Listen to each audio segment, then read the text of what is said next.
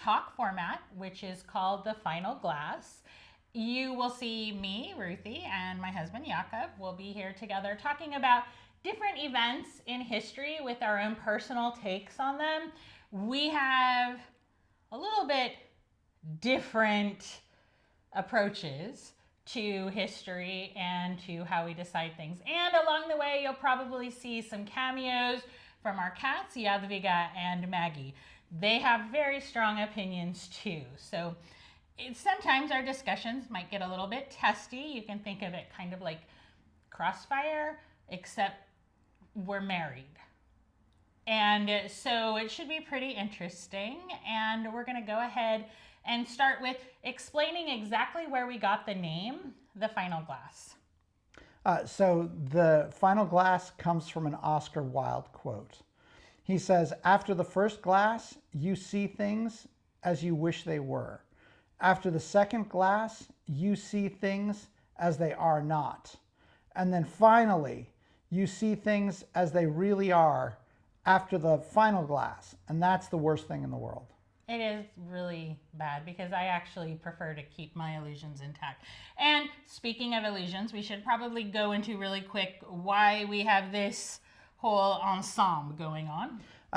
So I actually hate all of the studio lights and all the lights that are required for this. They bother my eyes because I had eye surgery. And so in order to be on this program and to be, in fact, in front of the camera in the studio anywhere, I put on sunglasses. I had to make concessions. Yes. We had like a whole summit, so. Yes. Anyway, this being our first episode and the fact that it is airing on Christmas Day, we thought it would be a good time to discuss events that have happened on Christmas. And then we decided to go with exactly communist events on Christmas, which there actually are a lot of them. So before we get into that, let's go ahead and tell them what we're drinking. Yes. Before we drink our first glass. So do you want to start? Sure, you go ahead I'll start first.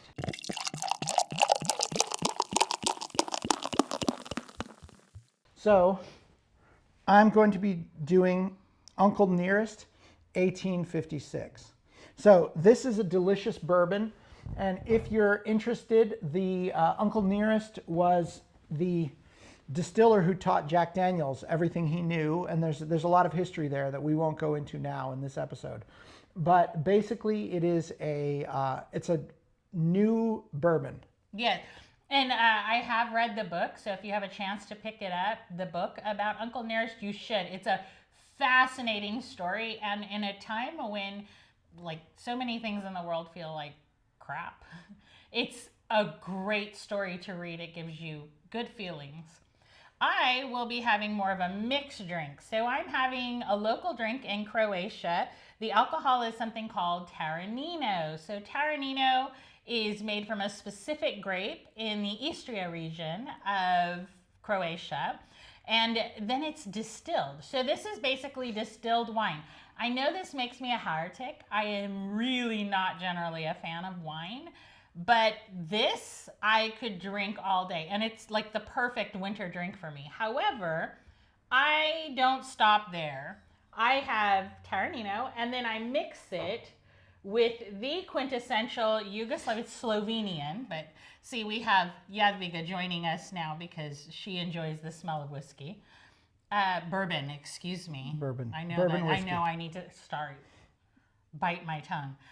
So this is actually made in Slovenia, but it was like the quintessential Yugoslav answer to Coca-Cola, and it's called Kakta.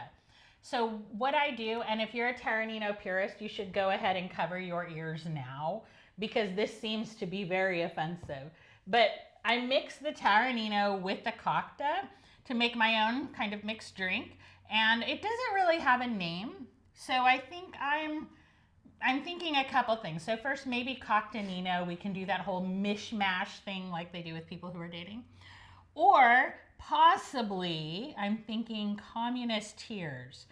And I like that because Taranino is like a dark red, but also you don't know if the communists are crying for good reasons or bad reasons. Maybe they're crying in joy, right? It could be a joyous thing. They could have just liberated something in World War II. Or that whole fiasco that has been the world since the late 80s may have come home to rest. So I don't know. In any case. So I'd like to draw attention to the fact that I'm having the quintessential American alcohol, and my wife is having the quintessential communist alcohol. Well, no, it's not communist, it's Yugoslav. I would say the Yugoslav. quintessential Yugoslav, maybe not quintessential, but it's a Yugoslav drink. Yes. So, cheers. Cheers.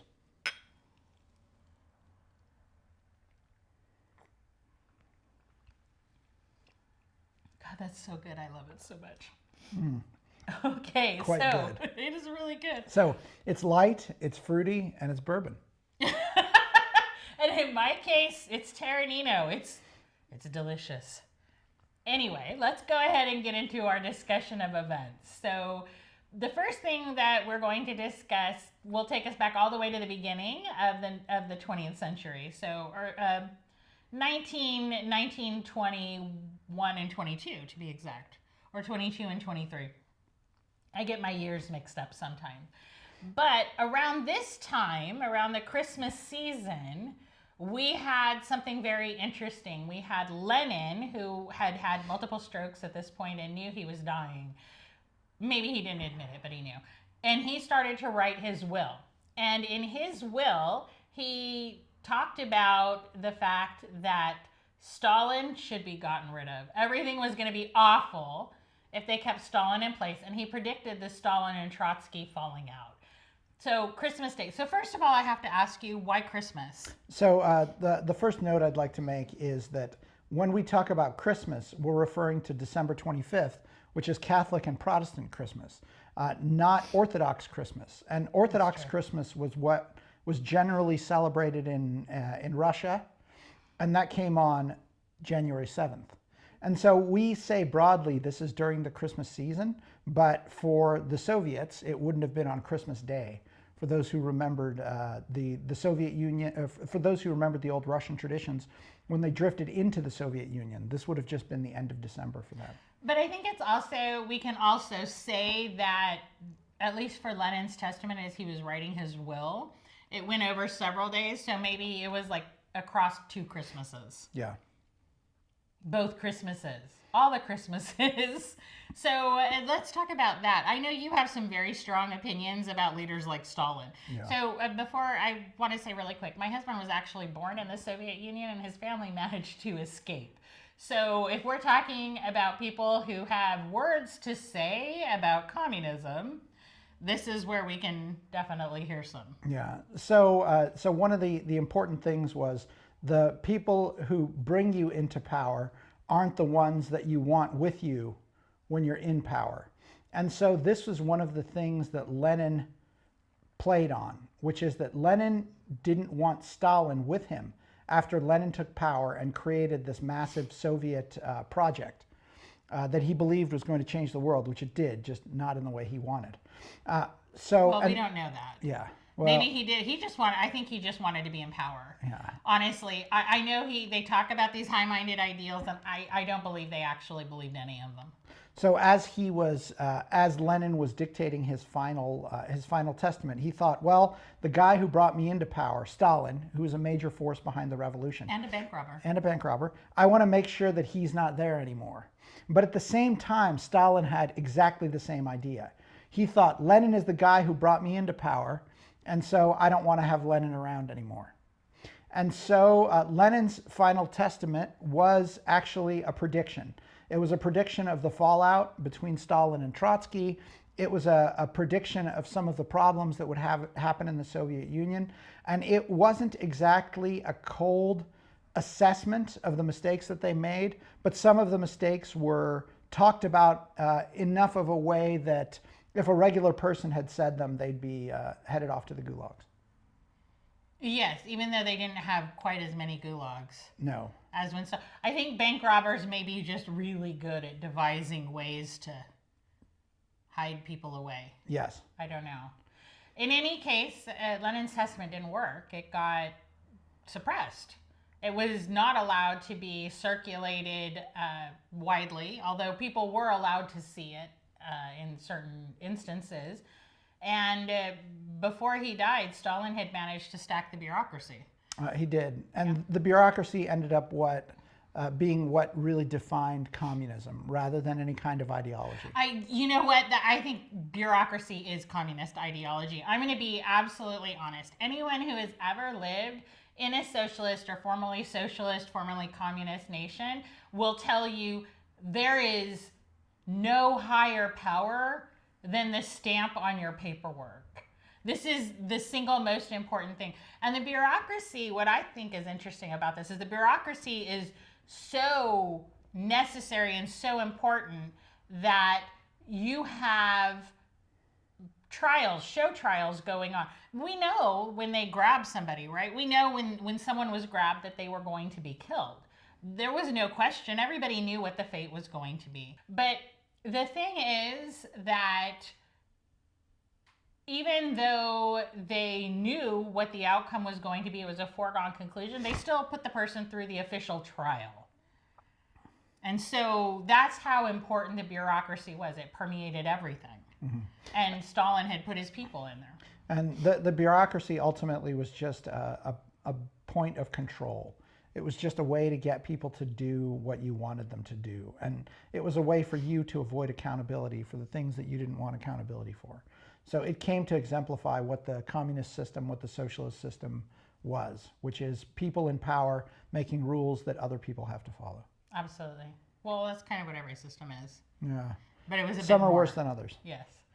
So then it's time for us to go on to the second thing that happened on Christmas. It's not the second thing, but the second thing we'll be discussing on Christmas Day, which is Christmas Day of 1962, the last Soviet atmospheric nuclear test. And it's actually, the last test was not what was so interesting about this whole thing. Because if you'll recall, I said the year was 1962. So the last atmospheric test in 1962 for the Soviet Union happened on Christmas Day. When were the other tests happening?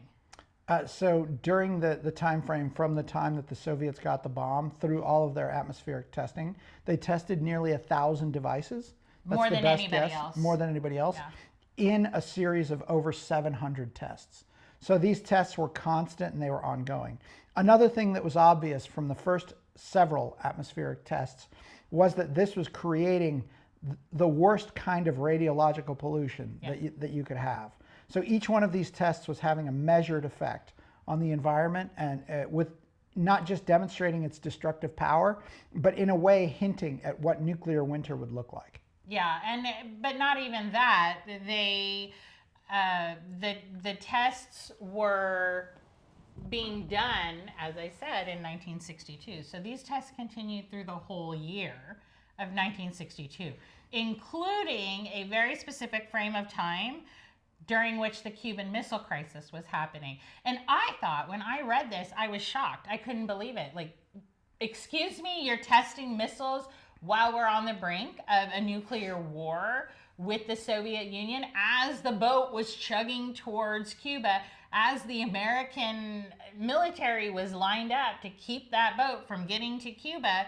We're blowing off nukes in the atmosphere. The Soviets are blowing off nukes in the atmosphere. And my first question was, knowing what the bureaucracy is like in the Soviet Union, knowing what the bureaucracy is like everywhere, did this happen because once the bureaucracy is rolling, you can't stop it? Well, we have a test scheduled. It doesn't matter that you're on the brink of war. Or were they both trying to make points during this standoff near Cuba? And it would be interesting. I'm more inclined to believe that they were trying to make points and to try to say, see how powerful our weapons are, see how much damage we can do to them, even lighting them off in the atmosphere.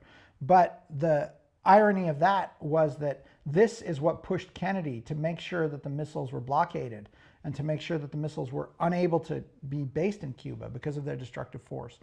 So the Soviet bureaucracy, in a way, the Soviets, the message that they were sending was completely contradictory to the policy that they wanted promoted. Well, the Americans were also continuing their tests too. But I think that when you have these two powers going against each other, one does something, the other's got to show they can do it too. And I think that was part of the issue. And make no mistake, these tests were extremely powerful. Starfish Prime was the American test that was huge, huge, huge. And it was so powerful that it actually knocked out lights in Hawaii, which was pretty far away. And then it also was able to be seen as an aura, a red aura, like, aura, like the Northern Lights, but in the South. But it was seen as a red aura all the way in New Zealand. So this was extremely powerful. The Soviet test actually during the Cuban Missile Crisis was so powerful that it burned out hundreds of kilometers of phone lines, hundreds of kilometers of underground power cables, and actually started a fire at the power station in Karaganda. So this was not small potatoes. This was big stuff. Yeah. This was big stuff going on, and they just continued to do it. And so that's what I thought was so important about the Christmas Day test, was not itself, but kind of taken as a whole, all of the tests. Yeah. Well, I think it's time to see things as they are not.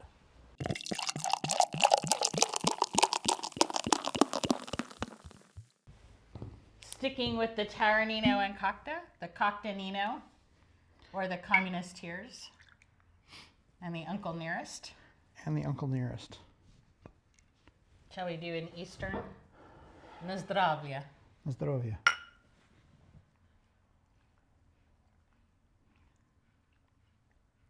Oh, it's so good. Delicious. I love this.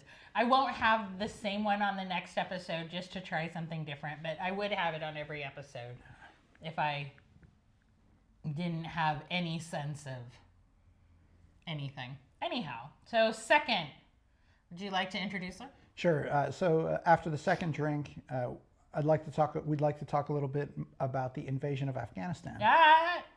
The Soviet invasion of Afghanistan. Yes, the Soviet invasion. Not the first British invasion, not the second British invasion. Not the first Soviet invasion. Not the Russian invasion. No, they were Soviets at that time, yeah. Yeah, they had become Soviets. Not the first Soviet invasion, and not the American invasion. Yes. Or the Pakistani invasion, which just happened. Yeah, so there's a lot of invasions. So we're going to, not Alexander the Great. Not Alexander the Great. Right? So we're going to go with December 25th, 1979. Yes. Do you want to introduce it? Sure. So this is, I'm sorry, I didn't mean to interrupt. I do mean to interrupt. But this is actually, now we're getting into events that happened within our lifetime. And so this is a little easier to discuss. But also, this didn't just happen within our lifetime. This was actually very close for you. Because your parents had just escaped the Soviet Union when this happened. And so they actually knew people that were involved in this. And later on, of course, as you're growing up, you come in contact with several veterans of this. So yeah, so it was a 10-year invasion of Afghanistan that started on Christmas Day in '79. It happened in typical Soviet fashion, both being a competent military operation and an absolutely incompetent one at the same time. Like send in the clowns. Yes, send in the clowns. So there had been a struggle between the local communist parties in Afghanistan just before the invasion, with a series of assassinations and killings, and with typical Afghan fashion, the country was threatening a little bit to descend into chaos. So there were Soviet advisors in the country before the invasion, and some of them had been killed in a particularly nasty way in Herat. So this pushed this and false accusations that Afghanistan was going to fall to the Americans, who had absolutely no interest in Afghanistan at the time, as did almost nobody else. But they would. Eventually, they would. Yes. But at the time, they had no interest in Afghanistan. So the leader of Afghanistan invited the Soviets in to help protect him. Which didn't work out very well. Didn't work out very well. So the first thing the Soviets did was poison him. On the 12th of December. Yeah, they tried that before they actually Correct, came yes. in, yeah. So on the 12th of December, they poisoned him to try to kill him. But luckily, there happened to be a very competent doctor who saved him from the poisoning, who was also a Soviet. And may I just say that that's just a position you don't want to be. You don't want to be the guy who saves the guy that got pushed out the window. Yes. Right? so he's saved. Yes. And then the Soviets say, okay, we'll provide you with some bodyguards. And he says, that's an excellent idea. Thank you for saving my life. I'll take your bodyguards. And ostensibly to protect him from his own army, who they claimed poisoned him, which was not the case. So the Soviets sent what they called the Spetsnaz, their version of special forces, Soviet special forces, but they sent in the Muslim battalion, which were Muslims from the stands of the Soviet Union. In Afghan uniforms. In Afghan uniforms, to kind of secure the area and kill a lot of the Afghan guards and invade. And then they sent two more elite special forces units, one from the FSB and one from the military, from the GRU intelligence. And I know that they had jobs that they were supposed to be doing, but I think one particular thing to really remind people and point out about anything involving the Soviet Union, including the military, is that the idea of who's watching the watchers was an extremely important concept. And so if you're sending in special forces, somebody has to make sure those special forces are saying what they're supposed to say, doing what they're supposed to do, and believing the way they're supposed to believe, particularly because the Soviet Union was very touchy about matters of religion. And so you're sending your Muslim battalion into a Muslim area, things might not go the way they wanted them to. So they had watchers. So the Muslim battalion special forces were supposed to secure the area. The KGB special forces, at the time they were called Alpha, were supposed to assassinate the president. And the GRU special forces, the military special forces, were supposed to find evidence of the president's collusion with the evil Americans. And so the Muslim battalion did well. They killed a lot of the Afghan soldiers who were guarding the president. And then the president became confused as to who was attacking him, because his Soviet doctor assured him that it couldn't possibly be Soviets. And yet. And yet, but also the doctor didn't know about it and was killed by the Alpha special forces, so it's the Spetsnaz. And so the Spetsnaz went in, and as a true hallmark of the operation, immediately the Alpha commander was killed by Afghan army troops. And then shortly after that, every single member of the Spetsnaz unit who rushed in to attack the president and capture the palace was wounded. So several of them were killed, but they accomplished their mission, which is to remove the president and to effectively start the Afghan war. Yeah, so he's gone, and now the Afghan war has started. But I think this happened at the end of 1979, Christmas, December 25th, 1979. The thing is that 1979, if you'll recall, was a much bigger year than just the Soviet invasion of Afghanistan. It was actually, I recall my parents being extremely upset this entire year because there were so many horrible things going on, not the least of which was the February 14th, 1979 taking of the American embassy in Tehran. So that's when the Iran hostage crisis began. And interestingly enough, the Iran crisis was not the only thing that happened on February 14th in that kind of realm, because on that same day, you had the ambassador to Afghanistan, the American ambassador to Afghanistan, kidnapped. And he was kidnapped on the street as he was going somewhere in a car. The Afghan police were watching. He was taken to, it's Kabul Hotel or Hotel Kabul? Hotel Kabul. Hotel Kabul. He was taken to Hotel Kabul. He was in room 117. And the Sovs and the Afghans got together and they said, well, we need to go rescue him. And the Americans, oh, no, let's wait. Let's try to talk it out. This can be kind of hairy. And the Sovs and the Afghans overrode the Americans, went in guns blazing, literally went in guns blazing. The American ambassador was killed. 2 of the kidnappers were killed. One of the kidnappers later did not make it, and his body was turned over, but it turned out it wasn't his body.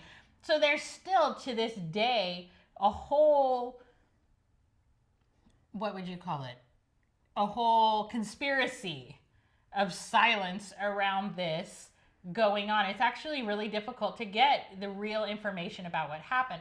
And I have to ask, so Hotel Kabul, this is a nice hotel? This is a Yeah, Hotel Kabul is one of the nicest hotels in the city. So they kidnapped this guy and then went to the nicest hotel in the city, and they already had a room, and the kidnappers could afford this. So this just doesn't make any sense to me. It would be challenging to check in with a hostage, even in Afghanistan. Yeah, it was, even in Afghanistan in 1979. Yeah, it would have been challenging to check in with a hostage. Right, so this is just like a side story going on this same year when we had so many things going on.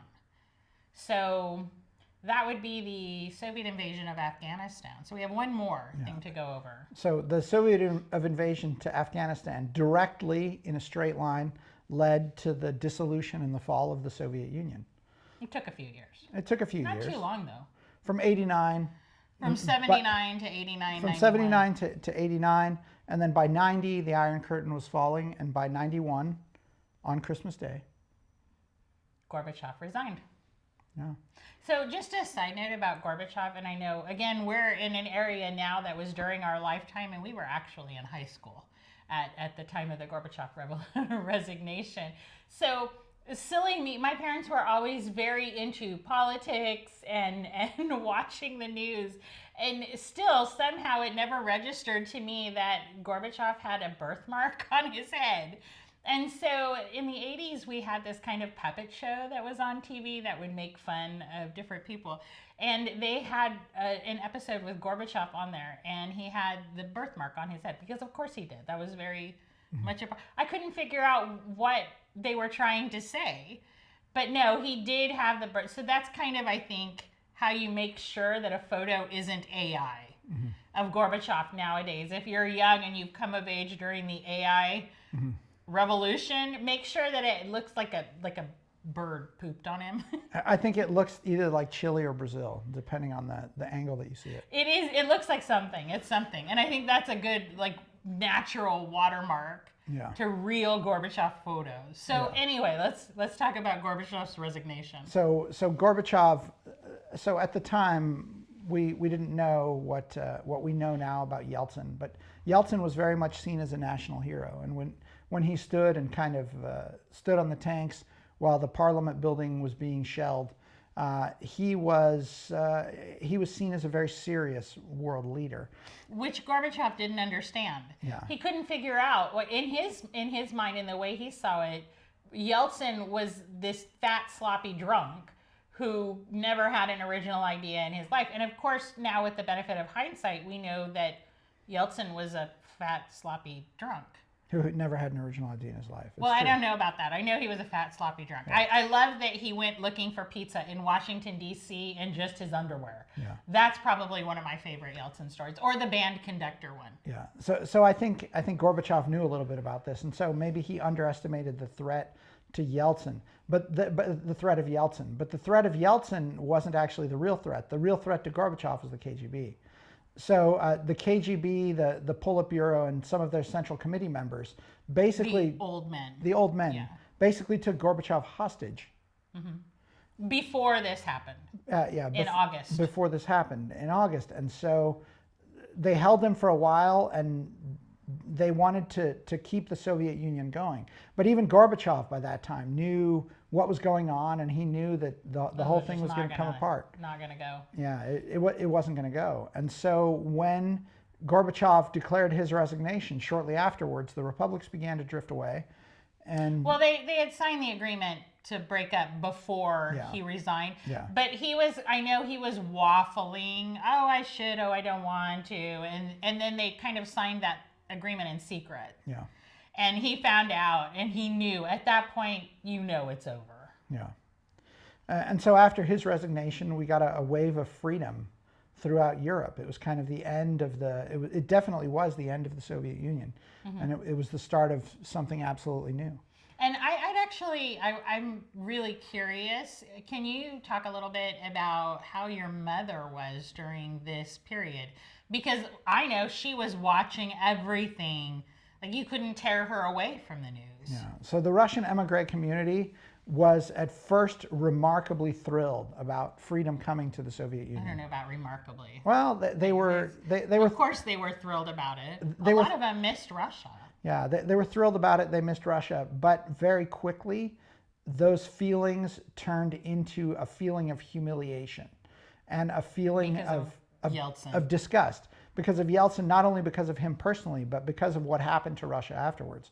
So the powerful men that were in charge of the Soviet Union at least had to have some sort of pretense of decency and pretense of talking about the revolution and the people. Quote unquote class. And class. But as soon as that deteriorated, the same men were in power, but now they were unleashed.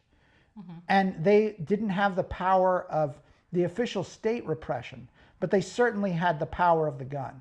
Oh, yes, yeah. And so instead of putting their enemies on show trials, instead they just killed them in the streets. And one thing I thought was very interesting was in the very beginning, talking to your mother, she was never thrilled with the idea of Vladimir Putin. Never.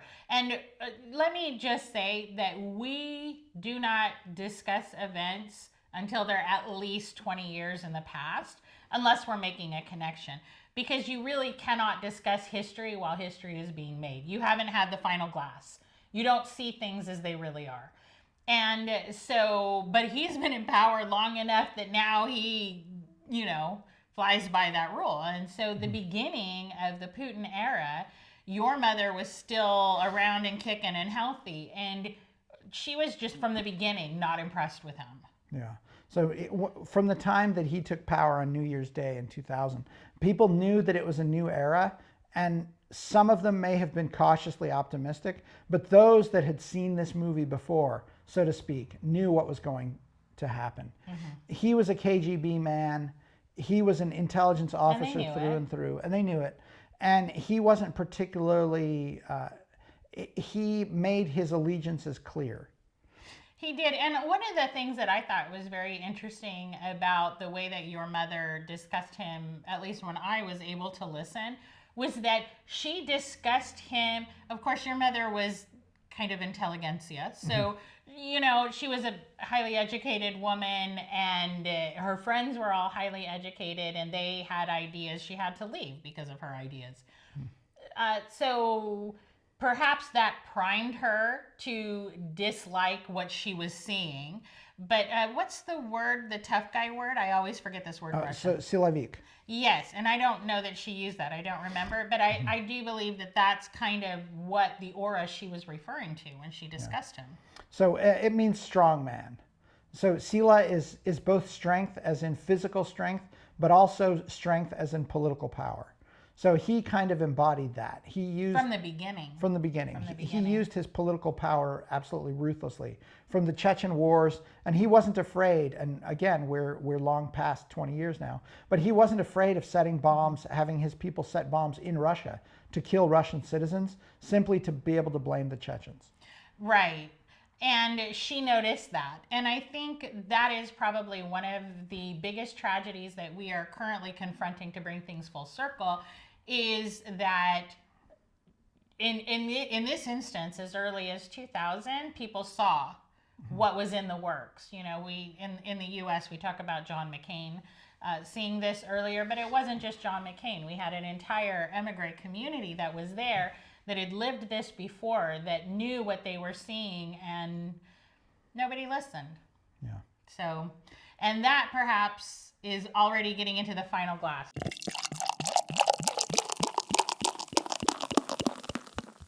Oh, Terranino.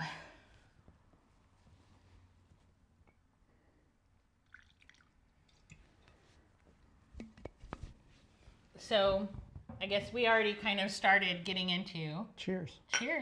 Seeing things as they really are. Yes.